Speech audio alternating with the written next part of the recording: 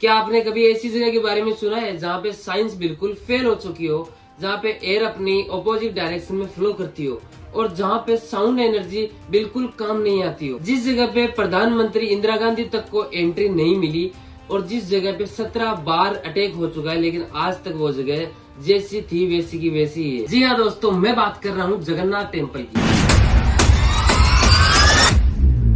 जो हमारे देश के ओडिशा राज्य के एक समुद्री तट के पास पुरी में स्थित है। इस मंदिर का निर्माण 12th सेंचुरी में गंगा डायनेस्टी ने करवाया था और इस मंदिर के बारे में 9 ऐसे रहस्य हैं जिनके बारे में आज तक साइंस भी पता नहीं लगा पाई है। तो इन्हीं 9 रहस्यों के बारे में आज हम इस वीडियो में बात करने वाले हैं।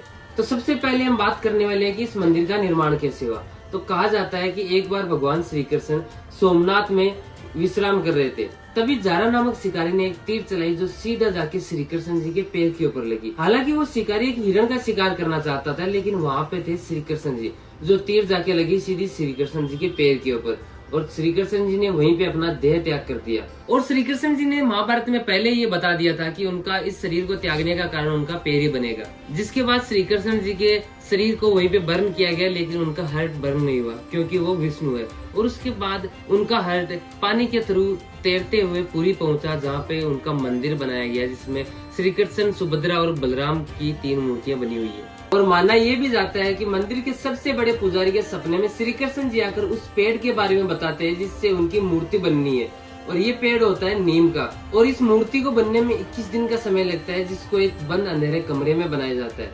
7, 10 या 12 साल में एक बार इन मूर्तियों को चेंज किया जाता है, और जिस दिन इन मूर्तियों को चेंज किया जाता है उड़ीसा गवर्नमेंट के द्वारा इस शहर की लाइटें काट दी जाती है। इस मंदिर के चारों तरफ एक सीआरपीएफ की टीम लगाई दी जाती है ताकि इस मंदिर के अंदर कोई भी एंटर ना कर पाए। और मंदिर के सबसे बड़े पुजारी को अंदर भेजा जाता है, वो भी उसकी आंखों पे पट्टी बांध के, ताकि वो उस प्रक्रिया को ना देख पाए। और इस प्रक्रिया में होता ये है कि पुरानी मूर्ति में से ब्रह्म पदार्थ को निकाल के नई मूर्ति में डाला जाता है, और जिसे श्री कृष्ण जी का दिल भी कहा जाता है। और ऐसा भी कहा जाता है कि इस प्रक्रिया को होते हुए कोई भी इंसान देख ले तो वो अपने शरीर को त्याग बैठता है। अगर इस मंदिर में 1 लाख श्रद्धालु भी आ जाए तो उनके लिए कभी भी प्रसाद कम नहीं पड़ता है, और न ही कभी प्रसाद बचता है। ये भी एक मिस्टीरियस बात है।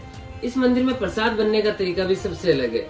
एक के ऊपर एक 7 बर्तन रख दिए जाते हैं और उनके नीचे लकड़ी की आग जला दी जाती है। और जो सबसे ऊपर का बर्तन होता है उसके अंदर सबसे पहले खाना पकता है, और जो सबसे नीचे का बर्तन होता है उसमें सबसे लास्ट में। वैसे माना जाए तो सबसे ऊपर वाले में सबसे लास्ट में खाना पकना चाहिए, लेकिन ये एक मिस्टीरियस बात है, इसका आज तक कभी भी पता नहीं चला दोस्तों। इस मंदिर के ऊपर एक सुदर्शन चक्र लगा हुआ है, जिस सुदर्शन चक्र को आप जिस तरफ से देखोगे उस तरफ से आपको इस प्रकार लगेगा कि वो आपकी तरफ झुका हुआ है।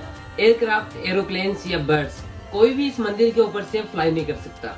अक्सर ऊंचाई वाली जगहों पे बर्ड्स वगैरह जाके बैठ जाते हैं, लेकिन जगन्नाथ टेम्पल के ऊपर आज तक कोई भी बर्ड्स वगैरह नहीं बैठे।